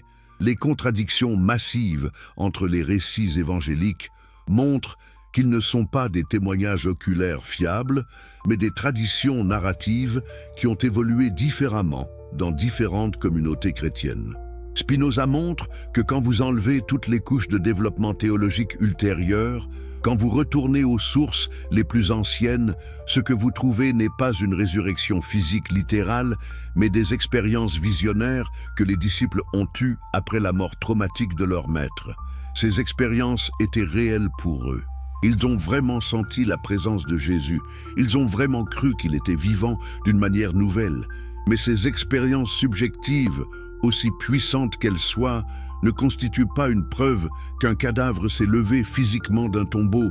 Et maintenant, Spinoza va aborder quelque chose d'encore plus profond. Il va montrer que l'idée même de lire ces textes littéralement est une erreur fondamentale de compréhension du langage biblique. Comprenez-vous ce que vous faites quand vous lisez la Bible? Vous lisez une collection de textes écrits sur plus de 1000 ans, dans des langues anciennes, dans des cultures totalement différentes de la vôtre, utilisant des genres littéraires et des conventions poétiques que vous ne reconnaissez peut-être pas. Et puis vous prenez ces textes anciens complexes et vous les lisez comme s'ils étaient des manuels modernes de science ou d'histoire. Vous attendez d'eux une précision littérale qu'ils n'ont jamais prétendu avoir. Vous ignorez le contexte, le genre, la métaphore, le symbolisme. Et puis vous construisez des doctrines massives sur des lectures littérales de passages qui n'étaient jamais destinés à être lus littéralement.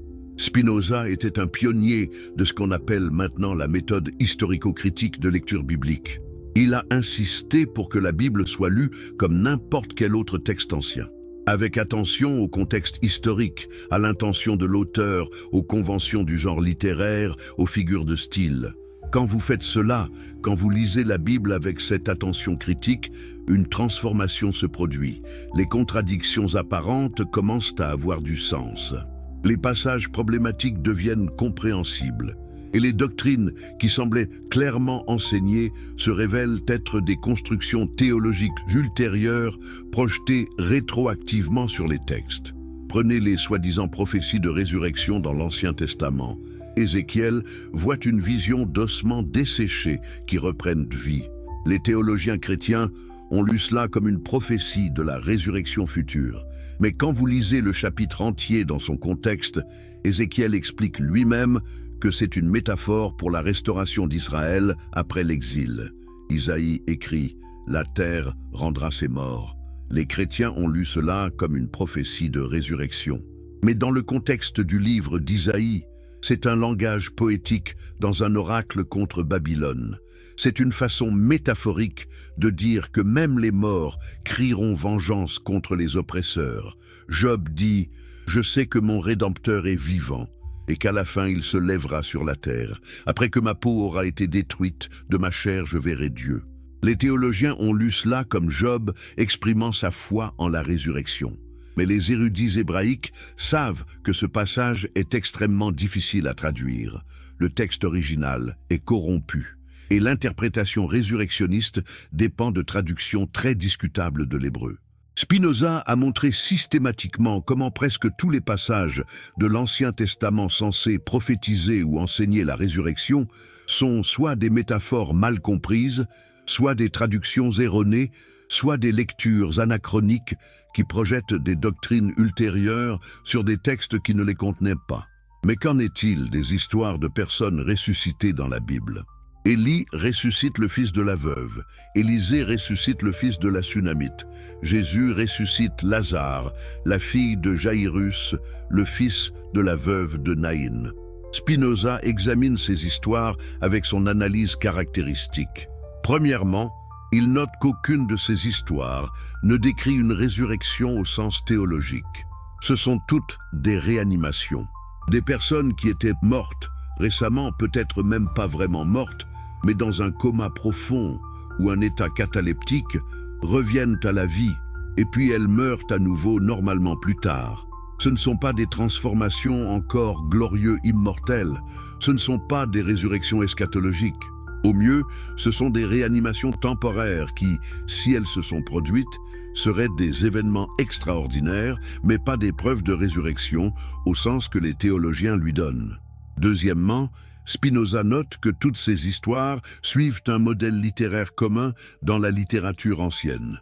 Des histoires de prophètes ou de saints ressuscitant des morts apparaissent dans de nombreuses traditions religieuses de l'Antiquité.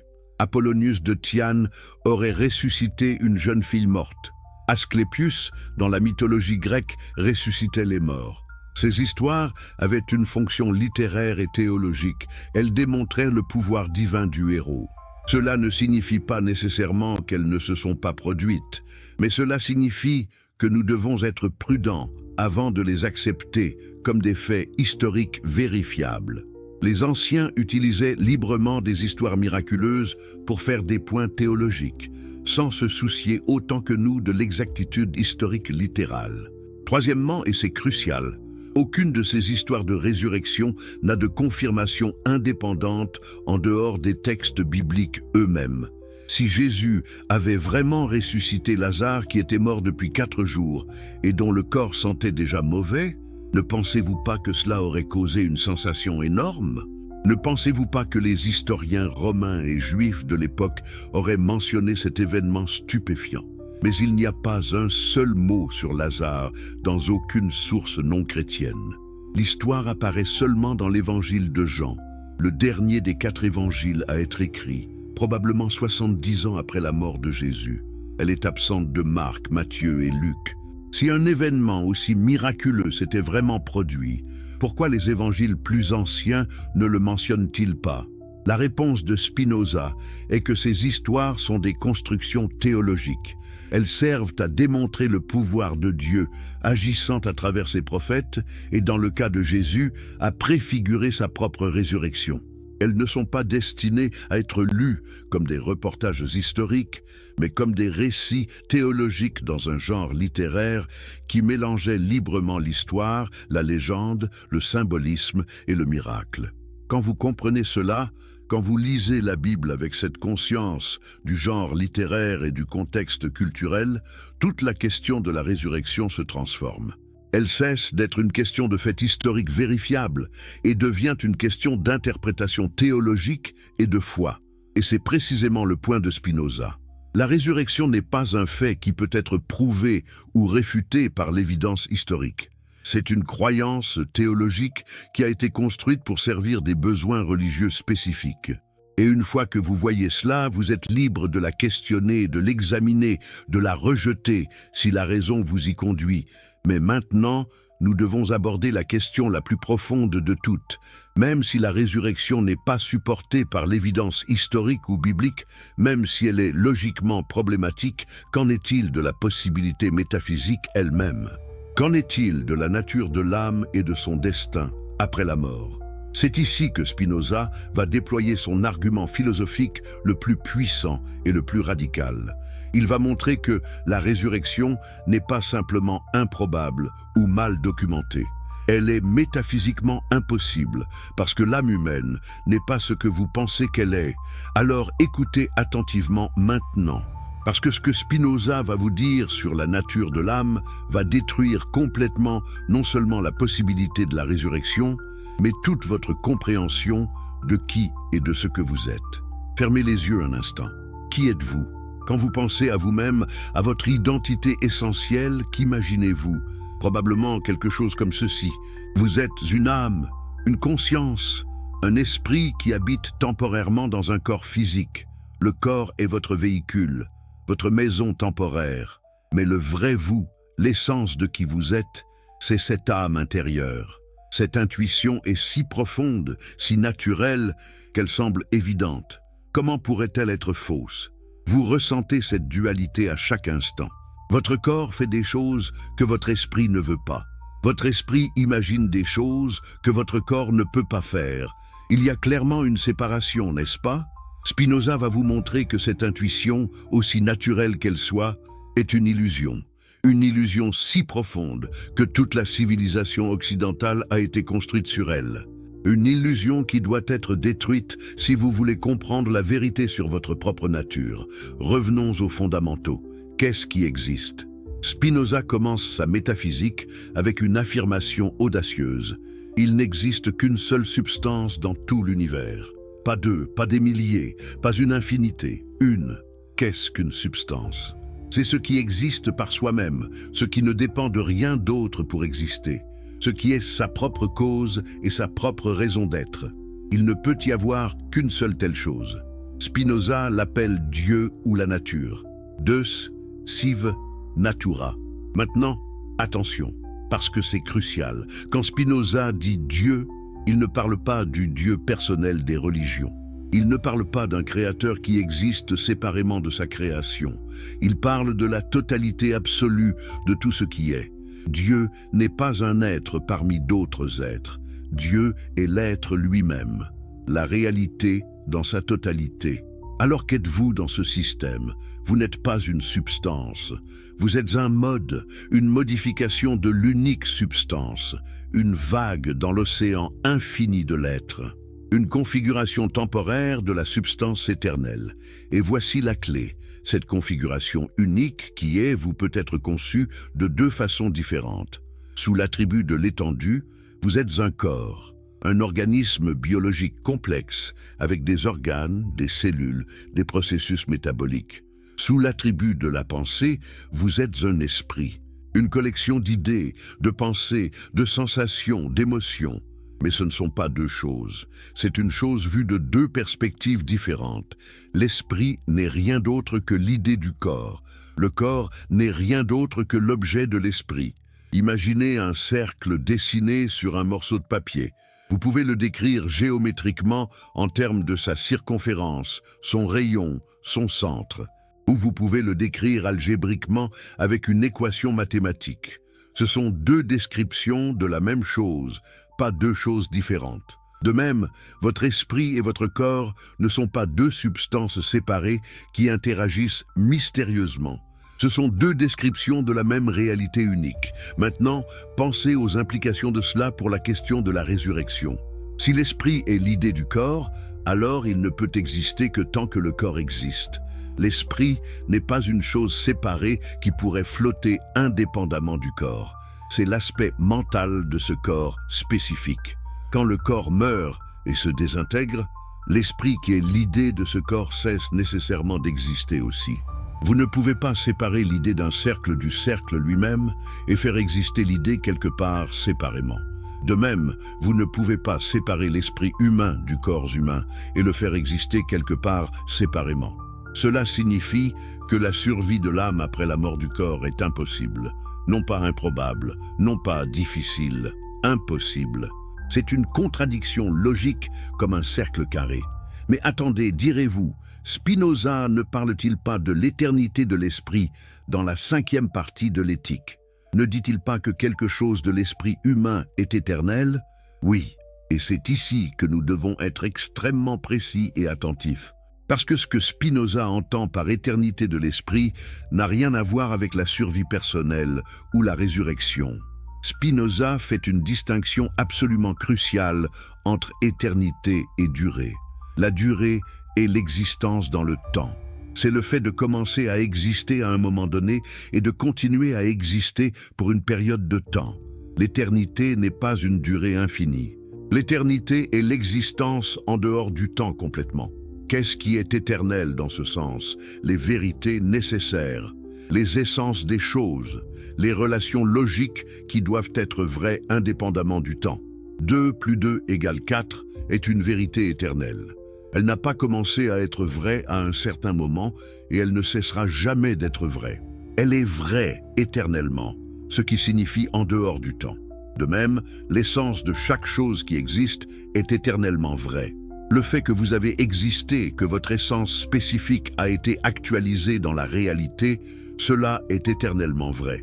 Dans l'ordre éternel de la réalité, votre existence est nécessairement inscrite. Mais, et c'est absolument crucial, cette éternité de l'essence n'est pas la même chose que la continuation de votre existence personnelle consciente. Spinoza le dit explicitement.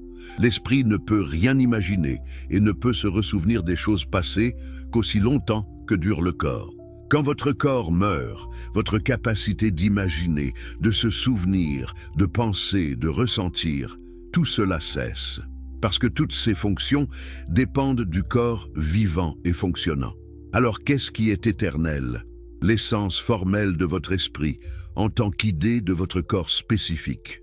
Mais cette essence formelle n'est pas vous en tant que personne consciente. C'est la vérité éternelle que cette configuration spécifique de la substance divine a existé. C'est comme si l'univers gardait un enregistrement éternel de tout ce qui s'est jamais passé. Mais cet enregistrement n'est pas conscient. Il n'a pas de mémoire, pas de personnalité, pas d'identité personnelle.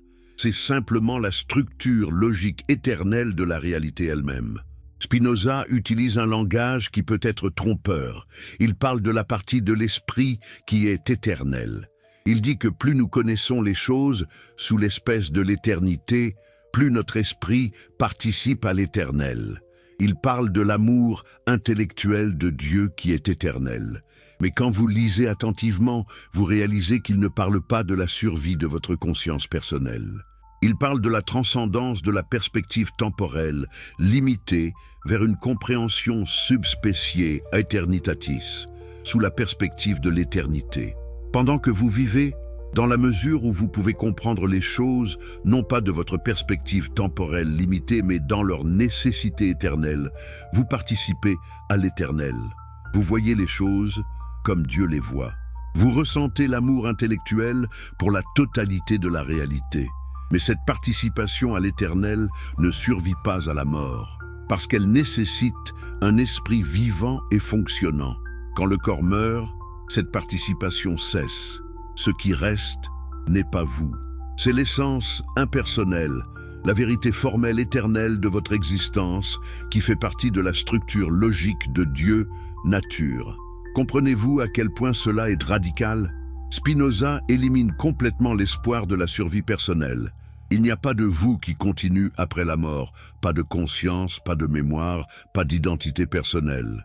Il y a seulement le retour de la configuration temporaire qui était vous à la substance infinie dont elle a émergé momentanément. La vague retourne à l'océan. Mais la vague, en tant que vague spécifique avec sa forme et son mouvement particulier, cesse d'exister. Seule l'eau retourne, et l'eau n'a jamais été séparée de l'océan pour commencer. Cela rend la résurrection non seulement improbable, mais logiquement impossible, parce que ce qui serait ressuscité, Jean, avec ses souvenirs, sa personnalité, son identité, mais tout cela a cessé d'exister quand son corps est mort. Ce qui est éternel de Jean n'est pas Jean en tant que personne, mais l'essence formelle impersonnelle. Dieu pourrait-il créer un nouveau Jean, un duplicata avec les mêmes souvenirs et la même personnalité? Peut-être, théoriquement. Mais ce ne serait pas la résurrection de Jean. Ce serait la création d'une nouvelle personne qui ressemble à Jean et pense qu'elle est Jean. Le problème de l'identité personnelle à travers la mort complète est insoluble. Il n'y a pas de continuité qui pourrait être préservée. La personne qui est ressuscitée ne peut pas être numériquement identique à la personne qui est morte parce qu'il n'y a pas de support continu d'identité entre les deux. Spinoza a vu tout cela avec une clarté absolue. Et il a eu le courage de suivre la logique jusqu'à sa conclusion, aussi inconfortable qu'elle soit. Dites-moi maintenant honnêtement dans les commentaires, après avoir entendu tout cela, êtes-vous encore capable de croire en la résurrection de la même manière qu'avant, ou quelque chose a changé dans votre compréhension? De quel pays écoutez-vous ces vérités et quelle heure est-il pour vous maintenant? Je veux connaître les esprits courageux qui ont suivi ce voyage jusqu'ici. Vous sentez ce changement qui s'opère en vous? Cette transformation silencieuse de votre compréhension, c'est exactement ce que Spinoza voulait provoquer. Non pas vous imposer de nouvelles croyances, mais détruire les illusions qui vous emprisonnent. Et maintenant, nous allons explorer les conséquences les plus profondes de cette destruction. Ce qui vient va vous montrer que la vérité de Spinoza n'est pas désespérante. Elle est libératrice d'une manière que vous ne pouvez même pas encore imaginer. Mais avant de plonger dans cette partie finale du voyage, faites-moi une promesse. Si ce contenu vous touche, si ces idées résonnent avec quelque chose de profond en vous, abonnez-vous à cette chaîne maintenant. Ne laissez pas ces vérités vous échapper. Il y a tellement plus à explorer, tellement de mensonges à démolir, tellement de sagesse à découvrir. Et écrivez dans les commentaires, de quel pays me regardez-vous et quelle heure est-il pour vous en ce moment? Je veux créer une carte mondiale des esprits libres qui ont le courage d'affronter la réalité telle qu'elle est. Et si vous êtes sur votre téléphone, appuyez sur ce bouton « J'aime ». Cela semble insignifiant, mais c'est ainsi que nous combattons les algorithmes qui veulent garder ces vérités cachées. Un simple geste de votre part peut permettre à des milliers d'autres personnes de découvrir ce qu'on leur a caché toute leur vie. Prêt? Parce que ce qui vient maintenant va tout changer. Voici la question que tout le monde pose quand ils entendent les idées de Spinoza pour la première fois. S'il n'y a pas de résurrection, s'il n'y a pas de vie après la mort, s'il n'y a pas de paradis ou d'enfer, alors pourquoi devrais-je être moral? Pourquoi ne pas simplement satisfaire tous mes désirs, exploiter les autres, vivre pour le plaisir immédiat? Si je ne serais pas récompensé ou puni après la mort, quelle différence cela fait-il comment je vis? Cette objection révèle quelque chose de profondément troublant sur la moralité religieuse traditionnelle. Elle révèle que, pour beaucoup de gens, la seule raison d'être bon est la peur de la punition et l'espoir de la récompense. Retirez ces motivations externes et la moralité s'effondre. Mais est-ce vraiment de la moralité ou est-ce simplement de l'obéissance intéressée? Si vous êtes gentil avec votre voisin uniquement parce que Dieu vous récompensera au paradis, êtes-vous vraiment moral? Ou êtes-vous juste calculateur, investissant dans votre avenir éternel comme vous investiriez dans un compte d'épargne? Spinoza avait une vision radicalement différente de la moralité. Une vision qui ne nécessitait ni paradis ni enfer, ni résurrection ni jugement dernier. Une éthique fondée non sur la peur et l'espoir, mais sur la compréhension de notre vraie nature et la poursuite de notre épanouissement véritable. Écoutez attentivement comment il formule cela dans l'éthique. La béatitude n'est pas la récompense de la vertu, mais la vertu elle-même. Ce n'est pas parce que nous réprimons nos désirs que nous jouissons de la béatitude, mais au contraire, c'est parce que nous jouissons de la béatitude que nous pouvons réprimer nos désirs. Vous saisissez la profondeur de cette inversion? La tradition religieuse dit « Soyez vertueux maintenant, souffrez si nécessaire, niez vos désirs, et vous serez récompensés plus tard au paradis. » Spinoza dit « La vertu elle-même est la récompense. Vivre correctement produit immédiatement la joie, la paix, l'épanouissement. Vous n'avez pas besoin d'attendre une vie future pour expérimenter les fruits de la vie éthique. Mais qu'est-ce que la vertu pour Spinoza? Ce n'est pas l'obéissance à des commandements arbitraires. Ce n'est pas la conformité à des règles imposées de l'extérieur. La vertu est l'augmentation de votre puissance d'agir, de votre capacité à être pleinement vous-même, à exprimer votre essence la plus profonde. Spinoza avait une vision profondément naturalisée de l'éthique. Chaque chose dans la nature s'efforce de persévérer dans son être. Une plante pousse vers la lumière, un animal chasse pour se nourrir. Cette tendance fondamentale à maintenir et augmenter son existence, Spinoza l'appelle le conatus. C'est la force vitale fondamentale de tout ce qui existe. Pour les êtres humains, le conatus s'exprime comme le désir. Nous désirons ce qui augmente notre puissance, ce qui nous rend plus capables, plus vivants, plus libres. Nous évitons ce qui diminue notre puissance, ce qui nous affaiblit, nous limite, nous asservit. Alors, voici la clé de l'éthique de Spinoza. Ce qui est bon pour vous est ce qui augmente réellement votre puissance d'agir. Ce qui est mauvais pour vous est ce qui diminue réellement votre puissance d'agir. Pas ce que la société dit être bon ou mauvais, pas ce que la religion commande ou interdit, mais ce qui vous rend objectivement plus puissant ou plus faible dans votre être. Et maintenant vient la partie brillante. Spinoza montre que ce qui augmente vraiment notre puissance est très différent de ce que nos passions immédiates nous disent. Nous pensons que la vengeance nous rendra plus puissants. Mais en réalité, elle nous enchaîne dans un cycle de haine et de réactivité qui diminue notre liberté. Nous pensons que l'accumulation de richesses nous rendra plus puissants. Mais l'avarice nous rend esclaves, constamment anxieux et insatisfaits. Ce qui augmente vraiment notre puissance, c'est la connaissance, la compréhension, la raison. Parce que plus nous comprenons la réalité telle qu'elle est, plus nous pouvons agir efficacement dans le monde. L'ignorance nous rend passifs, victimes des circonstances. La connaissance nous rend actifs, agents de notre propre vie. Et voici ce qui est encore plus profond. Spinoza montre que plus nous comprenons, plus nous ressentons de la joie. La joie n'est pas un plaisir superficiel. C'est l'affect qui accompagne le passage à une plus grande perfection, à une plus grande puissance. Quand vous comprenez quelque chose de nouveau, quand vous résolvez un problème difficile, quand vous voyez soudainement comment tout s'emboîte, vous ressentez de la joie. Cette joie est le signe que votre puissance a augmenté. À l'inverse, la tristesse est l'affect qui accompagne le passage à une moindre perfection, à une moindre puissance. Quand vous vous sentez impuissant, confus, submergé, vous ressentez de la tristesse. C'est le signe que votre puissance a diminué. Alors l'éthique de Spinoza devient étonnamment simple. Cherchez ce qui produit de la joie véritable, pas le plaisir superficiel qui mène à la tristesse ultérieure. Évitez ce qui produit la tristesse, même si cela promet un plaisir immédiat. Cultivez la connaissance parce qu'elle augmente votre puissance et produit la joie la plus profonde. Mais attendez, est-ce que cela ne conduit pas à l'égoïsme? Si chacun cherche simplement ce qui augmente sa propre puissance, n'allons-nous pas tous nous exploiter mutuellement? Spinoza a une réponse brillante à cela. Il montre que ce qui augmente vraiment votre puissance inclut nécessairement des relations harmonieuses avec les autres. Pourquoi? Parce que les êtres humains sont naturellement interdépendants. Nous ne pouvons pas prospérer seuls.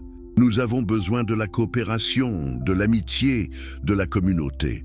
Un homme qui vit selon la raison comprend cela.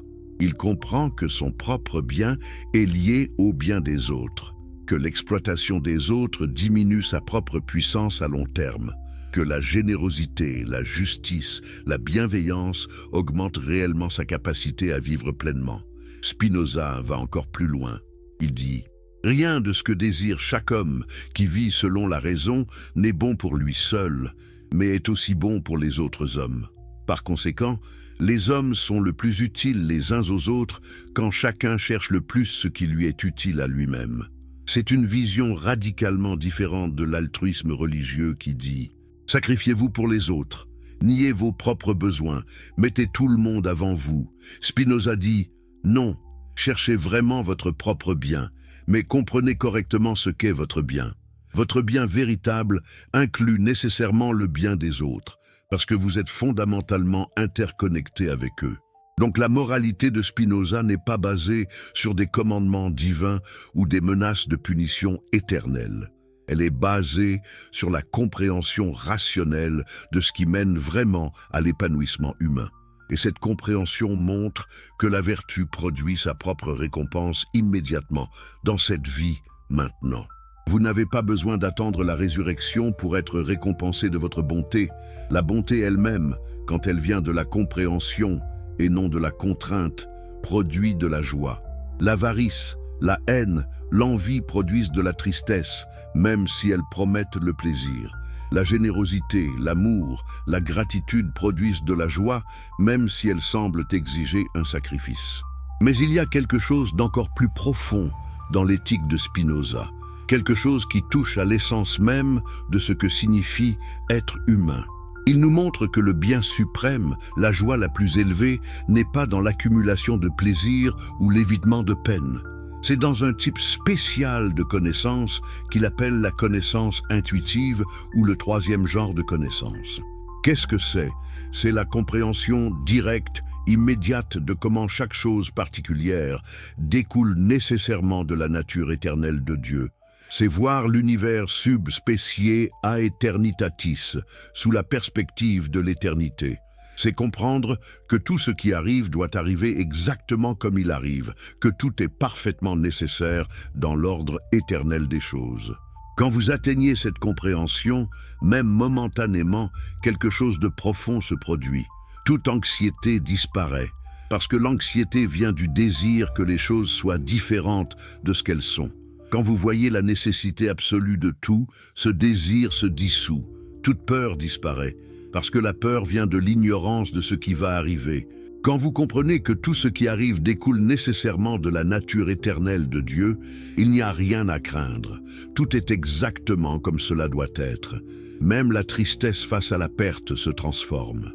Non pas en une acceptation résignée, mais en une compréhension sereine que la perte était nécessaire, que la personne aimée qui est morte a joué son rôle parfait dans l'ordre éternel, que leur essence formelle reste éternellement vraie, même si leur existence temporelle a cessé.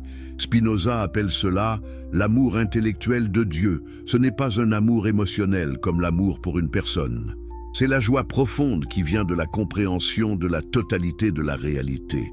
C'est l'extase contemplative qui accompagne la vision subspecie aeternitatis. Et voici ce qui est remarquable.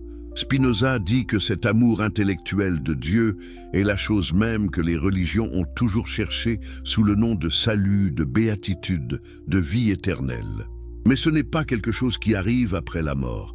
C'est accessible maintenant dans cette vie, à travers l'effort de comprendre. Plus vous comprenez, plus vous participez à cette béatitude. Ce n'est pas tout ou rien, c'est un spectre. Chaque petit pas vers une compréhension plus profonde augmente votre participation à l'Éternel, augmente votre joie, augmente votre liberté. Et cette participation n'a pas besoin de la résurrection pour être complète. Elle est complète en elle-même. Le sage qui comprend profondément la nature de la réalité expérimente plus de béatitude en un seul moment de connaissance intuitive que le croyant qui espère la résurrection n'en expérimentera jamais, même si sa croyance était vraie, parce que la béatitude n'est pas un état futur. C'est la qualité de la conscience présente, et cette qualité dépend de la compréhension, pas de la croyance en des promesses impossibles. Vous voyez maintenant pourquoi Spinoza dit qu'un homme libre ne pense à rien moins qu'à la mort, non pas parce qu'il est en déni ou qu'il évite le sujet, mais parce que sa sagesse est une méditation sur la vie, pas sur la mort. Il comprend que la mort est simplement la dissolution d'une configuration temporaire. Il ne la craint pas parce qu'il sait qu'il n'y a rien à craindre. La mort n'est pas un événement dans son expérience, c'est la fin de l'expérience. Alors, il vit pleinement. Il ne reporte pas la joie à une vie future imaginaire. Il ne sacrifie pas le présent pour un paradis hypothétique. Il cherche la compréhension maintenant. Il cultive les relations qui augmentent sa puissance maintenant. Il expérimente la béatitude dans la mesure de sa compréhension maintenant. Et quand la mort vient finalement, comme elle doit venir pour tous, il n'a pas de regret. Il n'a pas passé sa vie en préparation anxieuse pour un jugement qui n'arrivera jamais. Il a vécu pleinement, intensément, librement. C'est l'éthique que Spinoza offre en remplacement de la moralité basée sur la résurrection. Et honnêtement, laquelle est plus inspirante? Une vie vécue dans la peur de la punition éternelle et l'espoir de la récompense éternelle. Ou une vie vécue dans la poursuite joyeuse de la compréhension, dans la culture de relations harmonieuses, dans la participation croissante à la béatitude de la connaissance intuitive. Laquelle est plus digne d'un être humain rationnel? L'obéissance motivée par la peur ou la vertu qui découle de la compréhension de votre vraie nature et de votre vraie joie? Mais maintenant, nous devons confronter quelque chose de crucial. Si les idées de Spinoza sont si libératrices, si sa vision de l'éthique est si noble, si sa démonstration de l'impossibilité de la résurrection est si convaincante, alors pourquoi est-ce que la grande majorité de l'humanité continue à croire en la résurrection? Pourquoi ces idées sont-elles toujours considérées comme dangereuses, hérétiques, impies? La réponse révèle quelque chose de profondément troublant sur la nature du pouvoir religieux et sur les mécanismes psychologiques qui nous maintiennent enchaînés à des croyances confortables mais fausses. Commençons par reconnaître un fait brutal.